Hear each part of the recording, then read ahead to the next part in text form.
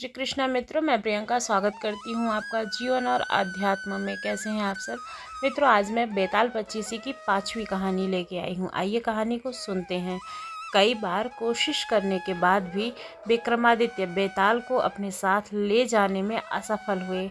फिर भी उन्होंने हार नहीं मानी और पेड़ के पास जाकर बेताल को पकड़कर अपने कंधे पर बिठाकर ले गए।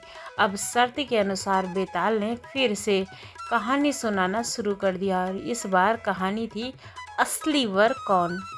बहुत समय पहले की बात है। उज्जैन नगरी में एक महाबल नामक राजा हुआ करता था। राजा बहुत ही दयालु और पराक्रमी था। उसकी एक बेटी थी जिसका नाम था महादेवी। वह अत्यंत सुंदर, सौम्य और साहसी थी।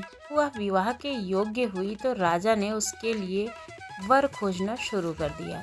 एक एक करके बहुत सारे राजकुमार महादेवी से विवाह करने की इच्छा लेकर के आए, परंतु राजा को एक भी वर योग्य नहीं लग रहा था महादेवी के। राजा की एक ही शर्त थी कि जो भी राजकुमार उनकी पुत्री के लिए चुना जाएगा वह सभी गुणों में निपुण होगा। इस तरह कई दिन बीत गए, किंतु राजा को कोई भी उचित दामाद नहीं मिल पा रहा था जिससे वह अपनी पुत्री का विवाह कर सके।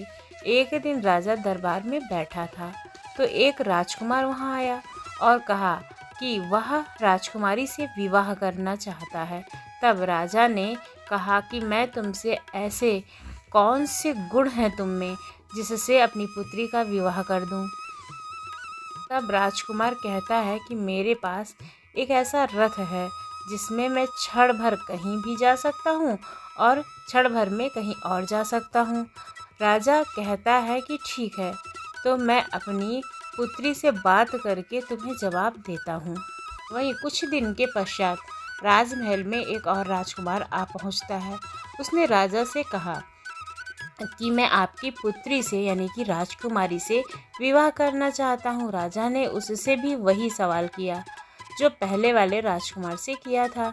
उस राजकुमार ने कहा कि राजन, मैं त्रिकालदर्शी हूँ और भूत, वर्तमान और भविष्य तीनों को देख सकता हूँ। राजा ने कहा कि ठीक है, तुम अभी जाओ, मैं अपनी पुत्री से पूछ करके तुम्हें जवाब देता हूँ।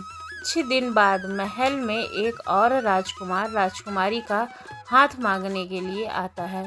राजा ने उससे भी वही सवाल किए कि तुम्हारे पास ऐसे कौन से गुण हैं जिसकी वजह से मैं अपनी पुत्री का हाथ तुम्हारे हाथों में दे दूं। राजकुमार ने कहा कि मैं युद्ध विद्या में निपुण हूँ। मेरे जैसा धनुर्धर दूर दूर तक आपको कहीं भी नहीं मिलेगा। राजा ने कहा कि बहुत खूब, मैं तुम्हें कुछ दिनों में प्रत्युत्तर दूंगा। राजा असमंजस में पड़ गया कि तीनों राजकुमार अत्यंत गुणवान हैं, उसे किसके साथ अपनी राजकुमारी का विवाह करना चाहिए। इस प्रकार दिन बीतते गए। उसी राज्य में एक भयंकर राक्षस रहा करता था। उसकी नज़र राजकुमारी पर थी। वह एक दिन मौका देख करके राजकुमारी को अपने साथ उठा ले गया। अब राजा अत्यंत परेशान हो गया। जैसे ही यह खबर पूरे राज्य में फैली तो तीनों राजकुमार महल में इकट्ठे हो गए। त्रिकालदर्शी राजकुमार ने कहा कि वह दुष्ट राक्षस राजकुमारी को विंध्याचल पर्वत पर ले गया है। तभी दूसरा राजकुमार कहता है कि मैं अपना रथ लेकर के आता हूँ, और तीसरे राजकुमार ने कहा कि मैं अपने धनुष से राक्षस का वध कर दूंगा। तरह सब लोग विंध्याचल पर्वत की ओर निकल पड़े। जब वे पहुँचे तो धनुर्धारी राजकुमार ने अपने तीर कमान से निशाना लगाया और राक्षस का वध कर दिया, और वे लोग राजकुमारी को सुरक्षित वापस महल में ले आए। इस कहानी को सुनाने के बाद में बेताल ने राजा विक्रम से कहा कि बता विक्रम, राजकुमारी को बचाने में तीनों का योगदान था, तो अब मुझे ये बताओ कि राजकुमारी का विवाह दरअसल किस राजकुमार के साथ होना चाहिए। मैंने सुना है कि तुम हमेशा न्याय की बात करते हो, तो जल्दी बताओ, वरना मैं तुम्हारे सर के टुकड़े टुकड़े कर दूंगा।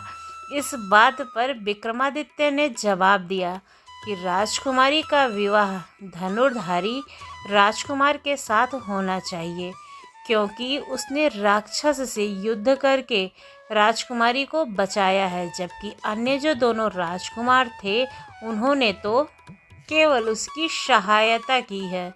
इसलिए राजकुमारी का विवाह उस धनुर्धारी राजकुमार के साथ होना चाहिए।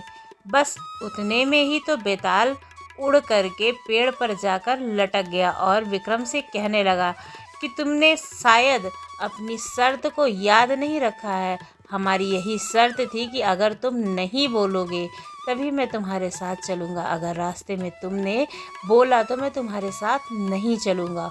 और तुमने तो जवाब दे दिया है, अर्थात तुम बोल चुके हो। इस तरह से विक्रम के हाथ से बेताल फिर से छूट जाता है। तो दोस्तों, हमें इस कहानी से ये शिक्षा मिलती है कि मुश्किल की कितनी भी बड़ी घड़ी क्यों ना हो, हमें सदैव साहस का और धैर्य का साथ रखना चाहिए।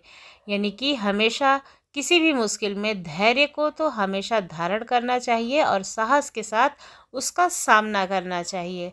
आपको ये कहानी कैसी लगी ज़रूर बताइएगा। यदि अच्छी लगी हो तो हमारे चैनल को सब्सक्राइब करना ना भूलिएगा। धन्यवाद।